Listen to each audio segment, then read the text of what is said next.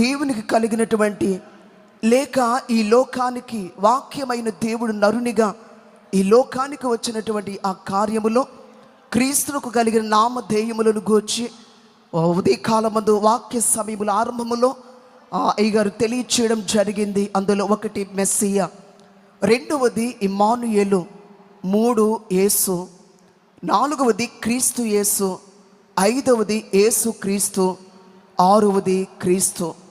ఇవి ఈ లోకానికి వచ్చినటువంటి వాక్యమైన దేవుడు శరీరధారిగా ఈ లోకానికి వచ్చినప్పుడు ఆ దేవునికి లేక శరీరధారిగా వచ్చినటువంటి ఆ క్రీస్తు వారికి కలిగినటువంటి నామధేయములు.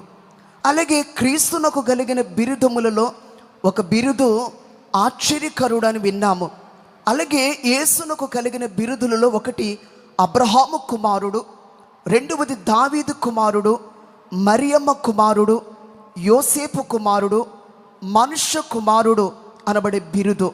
అలాగే దావీదు చిగురు అనబడే బిరుదు, యోధా గోత్రపు సింహము, దేవుని గొర్రె పిల్ల, వాక్యము, వెలుగు, సత్యము, జీవము, మార్గము, ఇవి ప్రభువునకు కలిగినటువంటి బిరుదులు.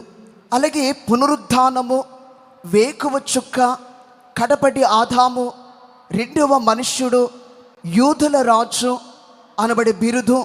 అలాగే ఈరోజు విన్నటువంటి వాక్యము ఆశ్చర్యకరుడు, ఆలోచనకర్త, సమాధానకర్త, రక్షకుడు, రిక్తుడు, దాసరూపి, దేవస్వరూపి, నమ్మకమైన సాక్షి, భూపతులకు అధిపతి, విమోచకుడు, పరిచారకుడు, ప్రభువు. ఇన్ని బిరుదులు